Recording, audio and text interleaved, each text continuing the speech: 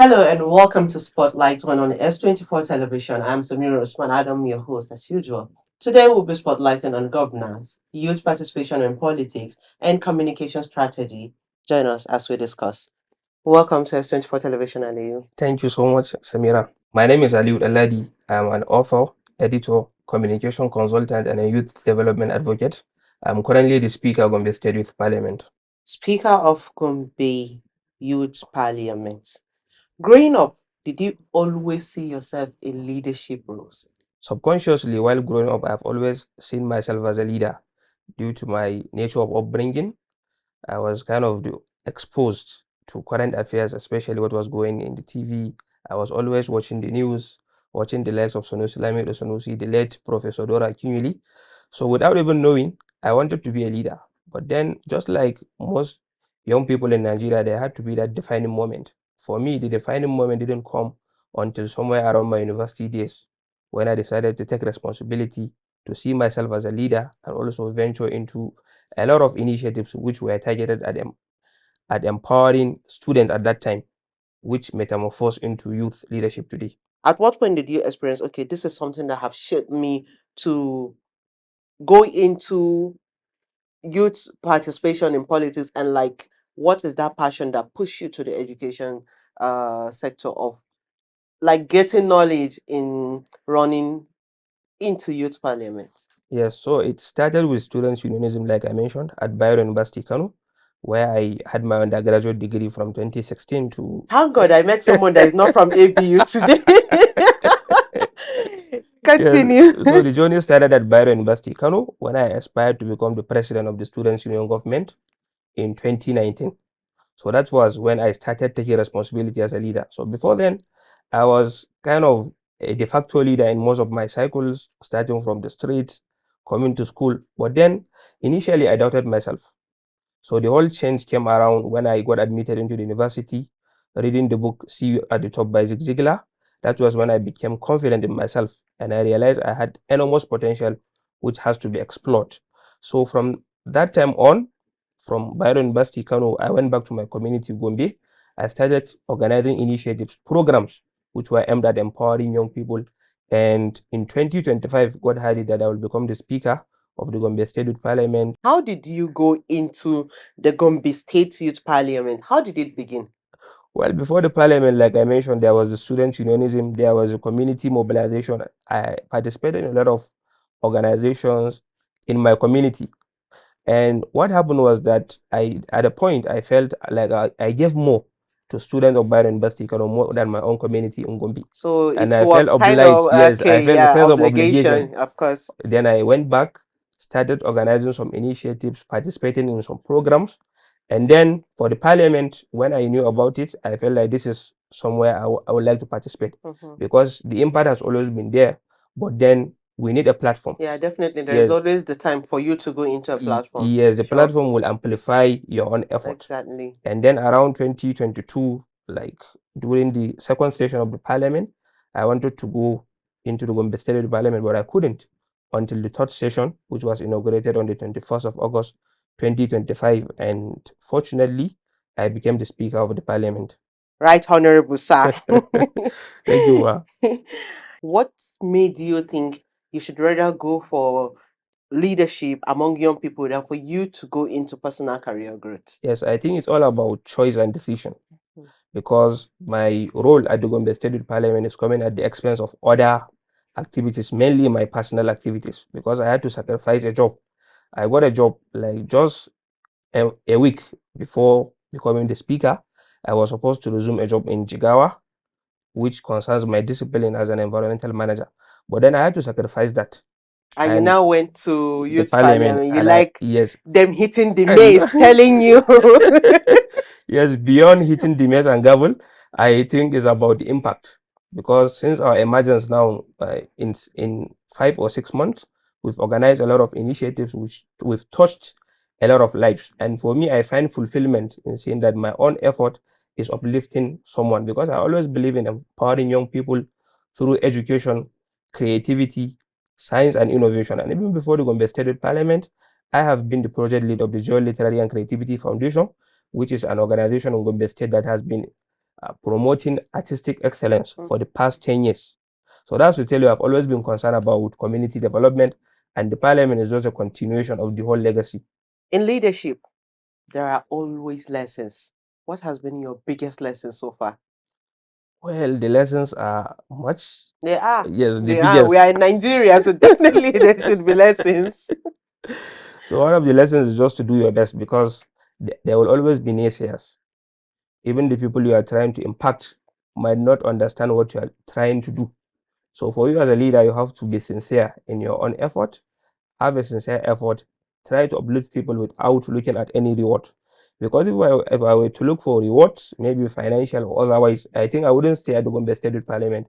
Of course, it is rewarding in its own way, but then I have sacrificed a lot of things in my personal and professional growth. So for you as a leader, I think that sincerity of purpose is what will propel you forward, because there will always be challenges on the way, challenges that will test your own strength and endurance. But the only motivation you'll have is to look at, why are you here? What was your initial goal or motivation for you to partake in what you are partaking? And that will always propel you forward. So the biggest lesson is for you to have sincerity of purpose as a leader. Talking about spotlight on, let's spotlight a bit into your daily activities as the incumbent speaker of the Gombe Youth Parliament. How Mhm. is your day like? Yeah, it's usually hectic. I think since I became the speaker of the parliament, there has never been any day where I never thought about the Gombe State Youth.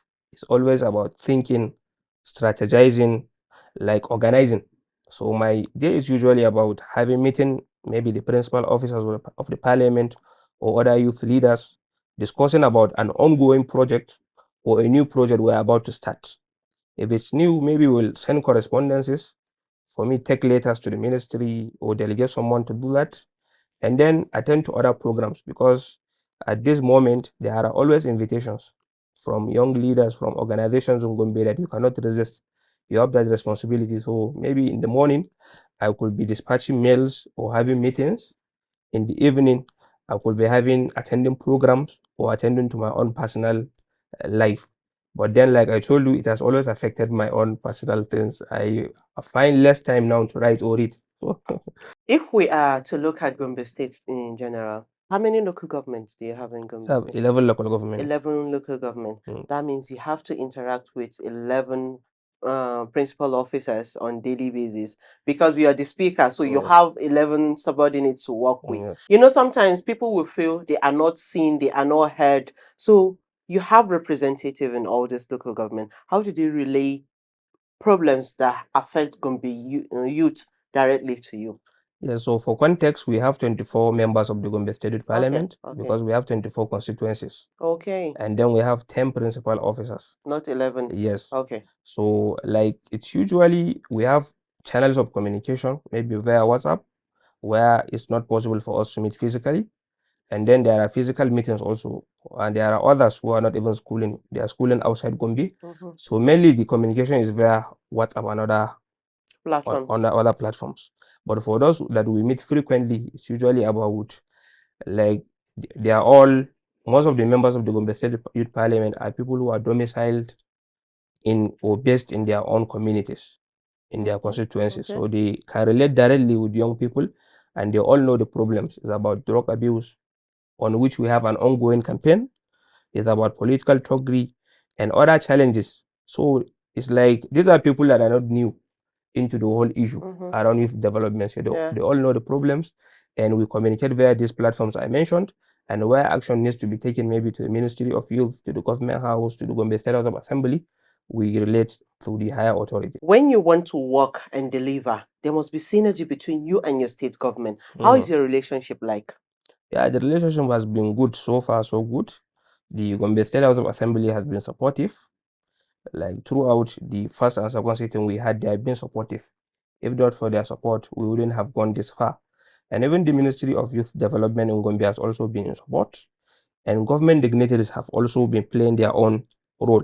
Yeah. But for me to mention that there is no challenge, it means I'll be lying to Yeah, myself. sure, Of sure, course, sure, sure. There are there challenges, are but one like or let's two. look at the good light Yes, of it yes, yes, instead of looking at the yes, yes, challenges. yes. Because mostly when you say this is about youth, the Mm, government sometimes they feel like should I say they feel intimidated So I just want to understand, like, okay, that intimidation is there, but you Mm. still have a very good relationship with the state government, whereas you can relay any message to them, and at the Yes, end of the day, you will surely see results yes, yes, coming out of the yes. The discussion. government has been responsive, honestly. Okay, that is very good, and I am happy to hear that. I love when there is synergy between the state government and their youth. It gives them a kind of fulfillment where you can Yes. pass on message to people you never even thought they will receive.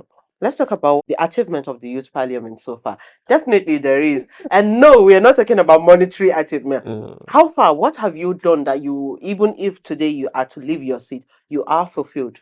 Yes. So this third session of the Gombe State Youth Parliament has been proactive and active because we were inaugurated on the 21st of August 2025, just a month and a few days after. On the 1st of October 2025, we had an Independence Day symposium, which attracted about 300 young people from different parts of Gombe for a program aimed at instilling nationalist ideals on young people. Okay. Because we all know the challenges we are facing today, young people do not have that coordination. Mhm. And through those programs, particularly that symposium, we were able to renew their hope in the Nigerian state and in Gombe state. And on the 1st of November, we started the campaign against drugs and other social atrocities, which is a 1 year campaign ongoing to battle the effects and challenges of drug abuse in our society. Mhm.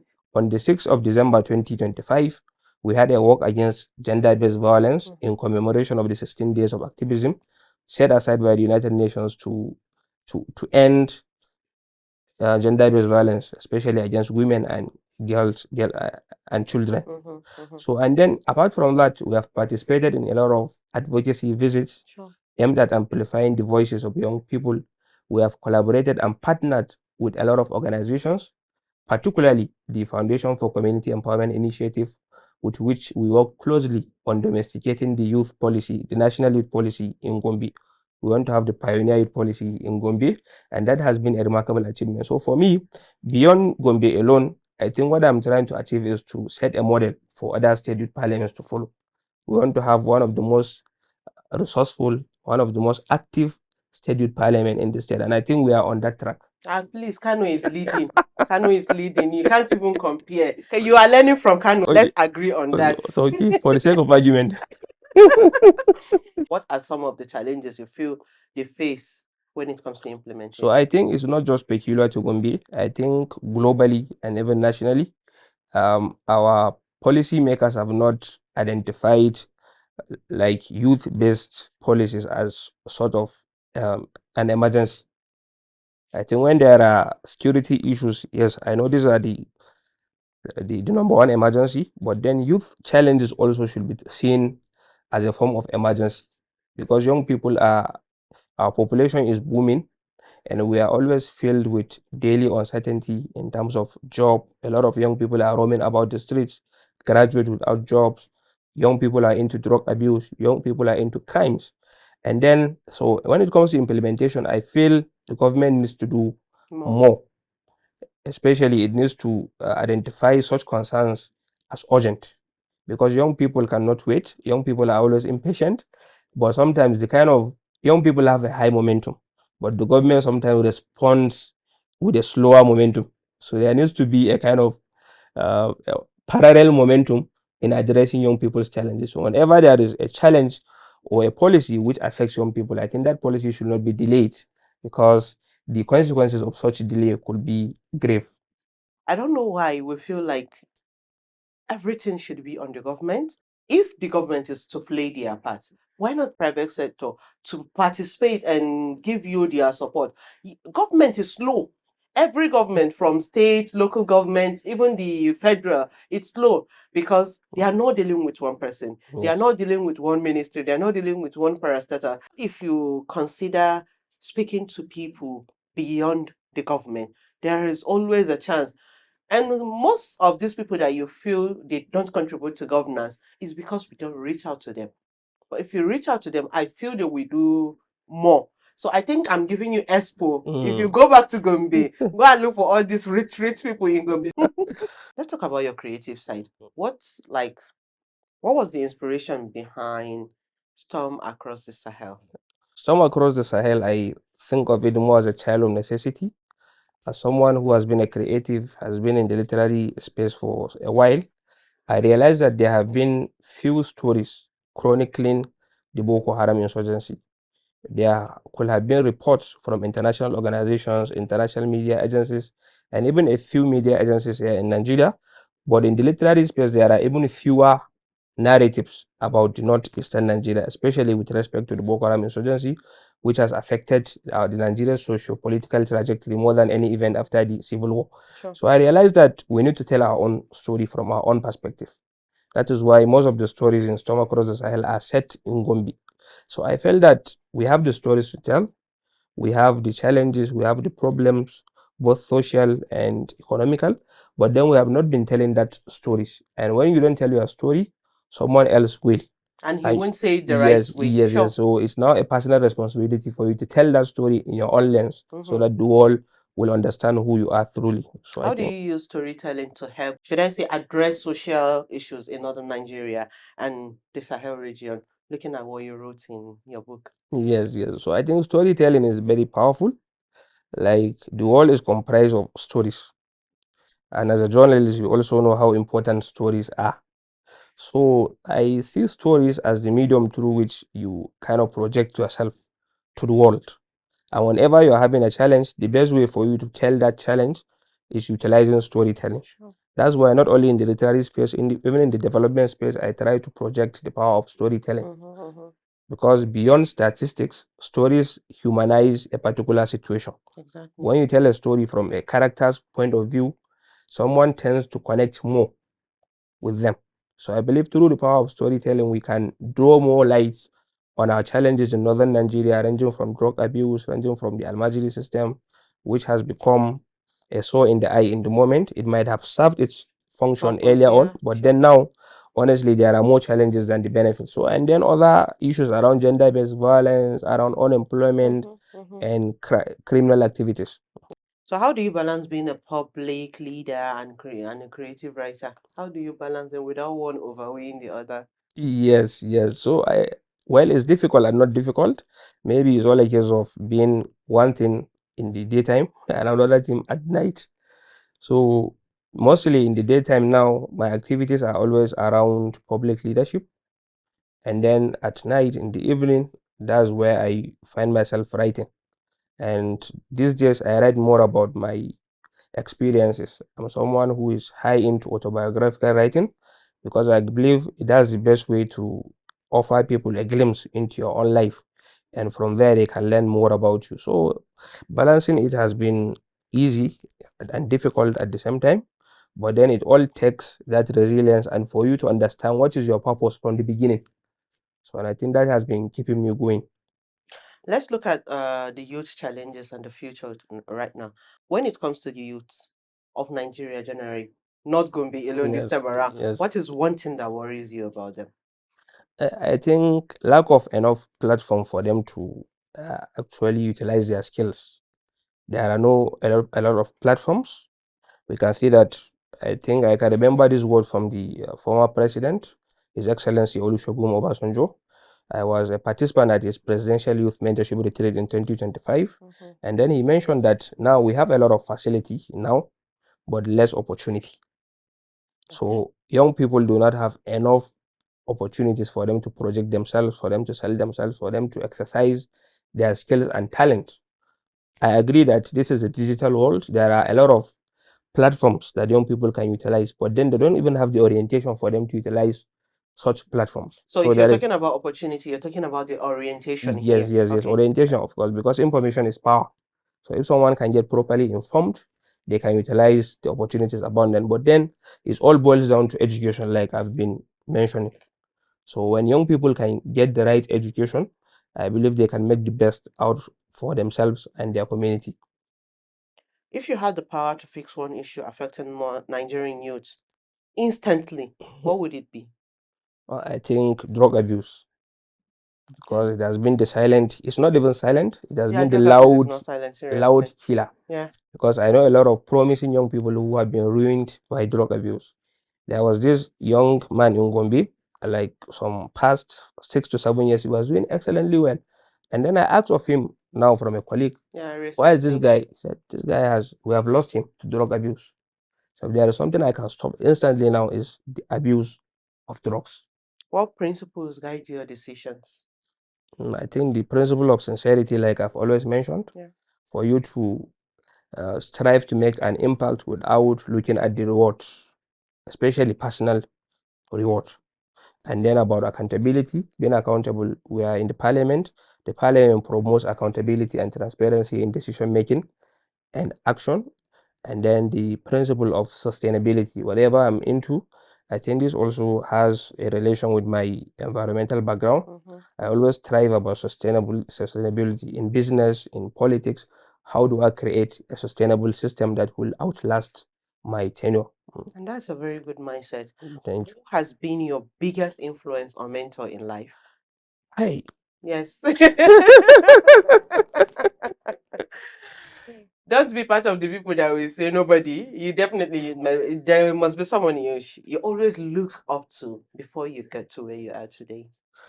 Well, I think mentor or role model. Which one? Anyone. Your role model might be someone you're looking at from afar. Yes. Your mentor is someone you have a relationship with where you can like interact, even if not frequently. And your influence is somebody that you feel, I Mm. want to be like this person. So I feel there should be someone. Stop Yeah. shaking your head and answer me. Yes, I have a lot of mentors, and I think for me to identify just one might be Okay. a bit difficult. Okay. But in the academia, I have mentors. My lecturers have been of immense help in my life. Mhm. There are political leaders in the Gombe state government. I love the politics you are playing here. Continue. No, I'm just being frank. No, you are playing politics. A politician will always be a politician. Continue. And there are a lot of political leaders that have shaped my perspective Yeah, about yeah. politics. Mm-hmm. And then, of course, my mother has also played a great role in my life. Yeah. I always admire her endurance, her perseverance, and I've always copied from that. You should have mentioned her earlier instead of beating around the bush. We do something in house called rapid fire. I will Okay. ask you questions, you answer yes or no, or you like giving us enlightenment a little bit. Mm, Well, I know you will play politics, but I will mm, go with that one, no problem. All right, Aliyu, let's lighten the mood a bit here. mm, Quick questions, quick answers. yes. Leadership in one word. Responsibility. Oh. Education or activism, which drives you more? I think both. No, Okay. you must choose one. Uh, That's why I say don't play politics here. Education. Education, okay, fine. Are you a morning person or a night thinker? Night thinker. If you want to describe the Nigerian youth, what's one word you use to describe them? Dynamic. Am I dynamic? I'll go and think about it. Writing or public speaking? Wow. Yes, I have writing to or choose one. yes, writing or public speaking. Public speaking. You know why I love rapid fire? It will No. put you on the spot. You must Yes. choose a leader you admire most. In Nigeria. Yes, but please don't tell me eh, all eh, politicians. You must choose one person at this point. okay, I think A leader you admire most. Kashim Shetima. One habit that keeps you productive. One habit That keeps you productive. is consistency a habit? It is. Okay. It is. Consistency. Sure, it is. What's your biggest motivation every day? I think to reach my potential because I know I have a lot of potential and I haven't achieved half or even quarter of it. So my motivation is how to reach my utmost potential because there are a lot of talented people in the grave. So who have not utilized, yes, who have not utilized their talent. So I don't want to go to the We are grave living with in my peace. Why bring grave inside this discussion? I don't want to go to the grave with my talent unused. Okay, that's a very good one. And I want to ask you, Gombe State or Abuja? Gombe State. I know. I know you will not even blink. How will you define purpose in one word? Purpose. Yeah. Is it one word? Is it are you How asking of will a you synonym? like okay, purpose in one word? Accountability. Okay. And finally, what message do you have for Nigerians who feel discouraged about the future? People that will say, Nigeria, I'm tired of Nigeria. Me, I'm never tired of Nigeria. Yes. So, what will be your last message to the youth that feel Like there is no future in Nigeria, there is nothing they can contribute to it. Okay, just look at your motivation. What do you want to achieve? And look around. There are people who are doing excellent in business, in the academics, and in politics. And these are people who are based in Nigeria. They didn't have to leave Nigeria before they achieve their own potential. So that's to tell you that there are a lot of promises in Nigeria. So for you who are discouraged, I think you need to change your mindset, because your mindset is your power. It will either make or mar you. So if you have the right mindset, you have the right mentorship, you have the right guidance, I believe you can always achieve what you aspire to be right here in Nigeria. I think with that, we've come to the end of this interesting edition of Spotlight on. I am Samira Usman Adam, and I will tell you, join us same time next week for another interesting episode of Spotlight on. Thank you for watching.